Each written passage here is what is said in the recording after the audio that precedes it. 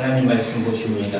하나님 말씀은 베드로전서 4장 7절에서 8절까지 있는 말씀입니다.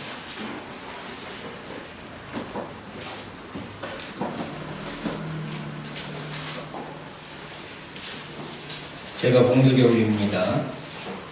만물의 마지막이 가까웠으니 그러므로 너희는 정신을 차리고 근신하여 기도하라. 무엇보다도 뜨겁게 서로 사랑할지니 사랑은 흑한 죄를 돕느니라. 아멘. 오늘은 본문의 말씀을 가지고 사랑의 꽃 피는 명절이라는 제목으로 함께 은혜 받기 바랍니다. 옛날에는 명절이 되면 비록 가난했어도 아이들은 1년에 한두 번 얻어 입을 수 있는 시장 난전에서 파는 싸구려 옷 하나에도 행복한 마음 주체할 수 없었고, 한동안 멈춰있던 떡방앗간의 기계도 이날만큼은 요란한 소리를 내며 바쁘게 돌아가고 온 가족이 한 방에 모여서 웃음꽃 피며 송편을 만드는 모습은 어디서나 쉽게 볼 수 있는 사랑이 넘치는 아름다운 풍경이었습니다. 그런데 오늘날에는 명절이 되면 형제가 서로 다투고 부부가 서로 다툽니다. 그래서 명절 후에 이혼율이 가장 높다고 하니 지금의 명절은 옛날처럼 사랑이 꽃피는 명절이라기보다는 원망과 미움과 시기와 불평이 가득한 명절이 된 것 같아서 마음 한켠 씁쓸하기도 합니다. 왜 이렇게 되었을까? 성경은 말씀합니다. 디모데후서 3장 1절에서 4절에 보니 네가 이것을 알라. 말세에 고통하는 때가 이르리니 사람들은 자기를 사랑하며 돈을 사랑하며 자긍하며 교만하며 회방하며 부모를 거역하며 감사치 아니하며 거룩하지 아니하며 무정하며 원통함을 풀지 아니하며 참소하며 절제하지 못하며 사나우며 선한 것을 좋아하지 아니하며 배반하여 팔며 조급하며 자고하며 쾌락을 사랑하기를 하나님 사랑하는 것보다 더하며 이랬습니다. 그렇습니다. 부모 형제보다 돈이 먼저고 자기밖에 모르는 무정하고 또 용서하지 못하고 원통함을 풀지 아니하고 허세만 부리며 희생과 섬기는 일은 싫어하고 있으니 그럴 수밖에 없는 것입니다. 본문은 우리에게 명령합니다. 무엇보다도 뜨겁게 서로 사랑하라고 말입니다. 로마서 12장 10절에도 말씀합니다. 형제를 사랑하여 서로 우애하고 존경하기를 서로 먼저 하며 그랬습니다. 형제를 사랑하여 서로 우애하라. 그리고 존경하기를 서로 먼저 하는 거예요. 그래서 주님 말씀하십니다. 섬김을 받고자 하는 자는 먼저 남을 섬겨. 우리는 섬김을 받으려고는 하는데 도무지 섬기려고 하지는 않습니다. 그래서 존경하기를 서로 먼저 하라 이렇게 말씀하고 있습니다. 우리가 존경하면 존경을 받습니다. 그러나 우리가 존경하지 않으면 절대로 존경함을 받을 수가 없다고 하는 사실을 우리는 알아야 합니다. 그러면 사랑은 무엇입니까? 고린도전서 13장을 보니 사랑은 자기 유익을 구하지 아니하는 겁니다. 그리고 사랑은 성내지 않는 겁니다. 여러분들 성내지 않기를 바랍니다. 네. 조그마한 일에도 화를 벌어내잖아요. 이것은 사랑이 결코 아닙니다. 사랑은 성내지 않는 것이라고 말씀하고 있습니다. 그리고 사랑은 모든 것을 참고 견디는 겁니다. 요즘 사람들은 인내심이 없어요. 참지 못해요. 그래서 항상 문제가 생기는 겁니다. 여러분들 참으시길 바랍니다. 견디시길 바랍니다. 이것이 사랑이라고 말씀하고 있는 것입니다. 그리고 사랑은 온유하며 투기하지 않는 것입니다. 여러분들 부드러운 마음을 갖기를 바랍니다. 따뜻한 마음을 갖기를 바랍니다. 이것이 온유함입니다. 투기하지 않기를 바랍니다. 그리고 사랑은 무례하게 행하지 않는 것입니다. 오늘날 상하간에 법이 없어요. 어른과 아이 사이에도 법이 없습니다. 선생과 제자 사이에도 법이 없습니다. 그래서 사랑이 메말라 있는 거예요. 여러분들 무리하게 행하지 않기를 바랍니다. 어린이는 어른을 잘 공경해야 돼요. 제자는 스승을 잘 공경해야 됩니다. 무리에 행하는 것, 이것은 결코 사랑이 아니다라는 거예요. 그리고 잠언 17장 9절에 보면 사랑은 허물을 덮어주는 것입니다. 여러분들 허물을 덮어주고 있습니까? 우리는 허물을 자꾸 들춰내려고 하고 있어요. 그래서 문제가 생긴다.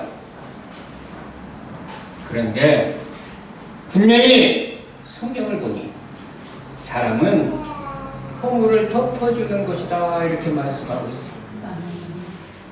여러분들 허물을 덮어주는 자 되시길 바랍니다. 이것이 사랑입니다. 그리고 로마서 12장 9절을 보면 사랑은 거짓말을 하지 않는 것입니다. 진실하시기를 바랍니다. 거짓을 말한다면 그것은 사랑이 결코 아닙니다. 저와 여러분은 미워할 권리가 없습니다. 오직 사랑해야 할 의무만 있는 것입니다. 그래서 에베소 5장 2절에 이렇게 말씀합니다. 그리스도께서 너희를 사랑하신 것 같이 너희도 사랑 가운데서 행하라. 그는 우리를 위하여 자신을 버리사 향기로운 제물과 생축으로 하나님께 드리셨느니라 그랬습니다. 우리 주님은 우리를 사랑하셔서 자기 생명까지 주셨습니다. 이처럼 그리스도께서 우리를 사랑하신 것 같이 우리도 서로 사랑하라 이렇게 말씀하고 있어요. 전도서 9장 9절에도 이렇게 말씀합니다. 네 헛된 평생의 모든 날, 곧 하나님이 해 아래서 네게 주신 모든 헛된 날에 사랑하는 아내와 함께 즐겁게 살지어다 그랬어요. 아내와 함께 즐겁게 살지어다. 사랑하며 살아라는 거예요. 아내와 함께라니까 아내와만 즐겁게 사는 것입니까? 아닙니다. 남편과도 즐겁게 살아야 돼요. 부모 형제와도 이웃과도 즐겁게 살아야 합니다. 다시 말해서 사랑하며 살아야 합니다. 이것이 평생의 해 아래서 수고하고 얻은 분복이라 이렇게 성경은 말씀하고 있습니다. 그리고 성경은 또 말씀합니다. 요한일서 4장 20절에 보니 누구든지 하나님을 사랑하노라 하고 그 형제를 미워하면 이는 거짓말하는 자니 그랬습니다. 우리는 하나님을 사랑한다고 하잖아요. 그런데 하나님을 우리가 사랑한다고 하면서 형제를 미워한다면, 아내를 미워한다면, 남편을 미워한다면, 그리고 부모 그 이웃들을 미워한다면 이런 자는 거짓말하는 자다라는 거예요. 그러면서 계속 이렇게 말씀합니다. 그 형제를 사랑하지 아니하는 자가 보지 못하는 바 하나님을 사랑할 수 없느니라 그랬어요. 여러분들 정말 하나님을 사랑하십니까? 하나님을 사랑하십니까? 그러면 아내도 사랑해야 됩니다. 그러면 남편도 사랑해야 됩니다. 그러면 형제도 사랑해야 됩니다. 부모도 사랑해야 됩니다. 이웃들도 사랑해야 됩니다. 이런 자가 하나님을 사랑할 수 있다라고 말할 수 있는 것입니다. 요한일서 3장 10절에도 말씀합니다. 이러므로 하나님의 자녀들과 마귀의 자녀들이 나타나나니 분별이 된다. 어떤 게 하나님의 자녀고 어떤 게 마귀의 자녀인가. 무릇 의를 행차하는 자나 그랬어요. 의를 행차하지 않는 자는 마귀에게 속한 자겠죠. 의를 행하는 자는 하나님께 속한 자겠죠. 근데 그 뒤에 또 뭐라고 하냐면은 또 그 형제를 사랑하지 아니하는 자는 하나님께 속하지 아니하니라 그랬어요. 여러분들 형제를 사랑하지 않는 자는 하나님께 속한 자가 아니에요. 아내를 사랑하지 않는 자는 하나님께 속한 자가 아니에요. 남편을 사랑하지 않는 자는 하나님께 속한 자가 아니에요. 부모를 사랑하지 않는 자, 하나님께 속한 자가 아니다라고 지금 말씀하고 있는 겁니다. 그러므로 우리가 비록 천사의 말을 한달지라 사랑이 없으면 우리는 꾀노가리일 뿐입니다. 사랑하는 성도 여러분, 진심으로 형제를 사랑하시기를 바랍니다. 진심으로 아내를 사랑하시기를 바랍니다. 진심으로 남편을 사랑하시기를 바랍니다. 진심으로 부모를 사랑하시기를 바랍니다. 진심으로 이웃을 사랑하시기를 바랍니다. 사랑할 만하니까 사랑하는 것은 세상 사람들도 다 하는 일입니다. 도저히 사랑할 수 없어요. 도저히 사랑할 수 없어요. 도저히 용서할 수 없어요. 도저히 그 허물을 덮어줄 수가 없습니다. 그러나 주님은 사랑하라고 말씀하고 계시는 겁니다. 저와 여러분들이 사랑할 만한 가치가 있었기 때문에 주님이 사랑하셔서 십자가에 못 박혀 죽으신 줄 아십니까? 아니요. 원수 같은 우리들이었습니다. 그럼에도 불구하고 주님은 벌레만도 못한 우리들을 위해서 십자가에 못 박혀 죽으신 것입니다. 이 큰 사랑을 우리가 입었습니다. 그런데 우리는 조그마한 일에도 그것 때문에 사랑하지 못한다고요. 그것 때문에 용서할 수 없다라는 거예요. 그것 때문에 허물을 덮어줄 수가 없다라는 거예요. 아닙니다, 여러분들. 우리는 주님께서 벌레만도 못한 우리들을 위해서 십자가에 못 박혀 죽으신 것처럼 그렇게는 못할지라도 정말로 형제를 사랑해야 합니다. 아내를 사랑해야 합니다. 남편을 사랑해야 합니다. 부모를 사랑해야 합니다. 이웃을 사랑해야 합니다. 어떻게 사랑해야 합니까? 요한일서 3장 18절을 자녀들아 우리가 말과 혀로만 사랑하지 말고 오직 행함과 진실함으로 하자라고 말씀하고 있습니다. 말로만 하지 않기를 바라요. 말로만 무엇인들 못하겠습니까? 그래서 성경은 말로 하지 말라는 거예요. 어떻게 하라? 행하라라는 거예요. 행하라, 실천하라. 그리고 거짓으로 하지 말고 진실함으로 하라라고 명령하고 있다. 사랑하는 성도 여러분들, 말과 혀로만 사랑하지 말고 오직 행함과 진실한 마음으로 사랑하시기를 바랍니다. 하나님은 어떤 자에게 은혜를 베푸십니까? 사랑하는 자에게 은혜를 베풀어 주십니다. 우리가 잘 아는 염소와 양의 비유에서 마지막 심판날에 양과 염소를 구별하잖아요. 그리고 주님은 말씀하십니다. 마태복음 25장 40절과 34절에 보니까 양들에게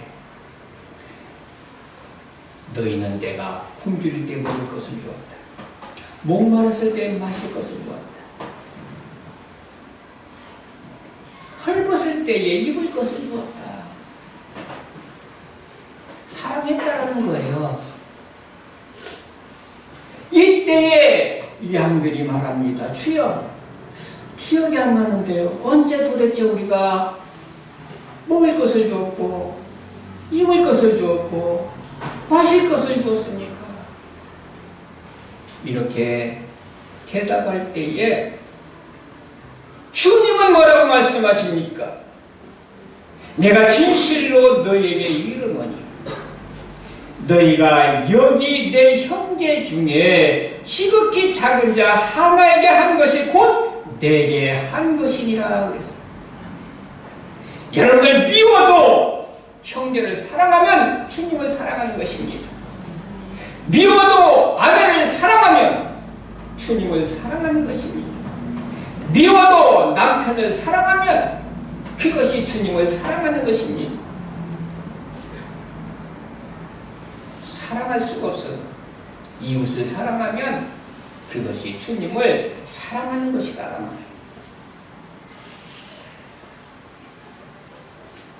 허물을 덮어줄 수 없어. 덮어주면 그것이 바로 주님을 사랑하는 일이다라는 것입니다. 이런 자에게 주님은 말씀하십니다. 34절에 보니 내 아버지께 복받은 자들이여 그랬어요.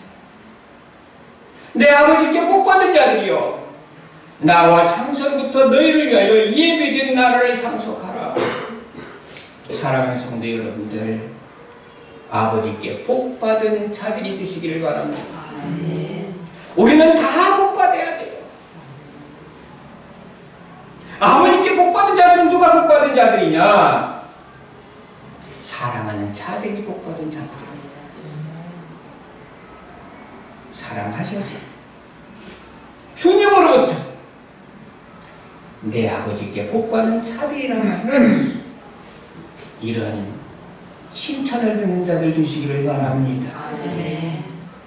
올해는 특별히 6일간의 긴 추석 명절을 보내고 있습니다. 각 가정마다 예수 그리스도 안에서 사랑이 꽃피는 행복한 명절이 되시기를 주님의 이름으로 축복합니다. 아멘. 고마우신 하나님 아버지 은혜를 감사드립니다.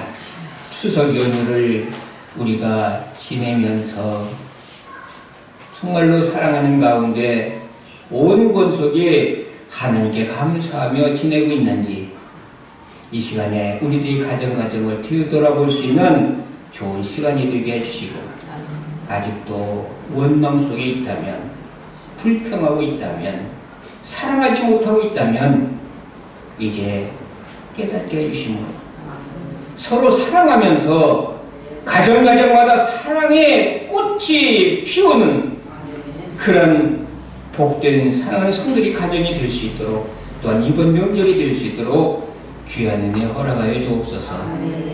감사하며 예수님의 이름으로 기도드리옵나이다. 아멘.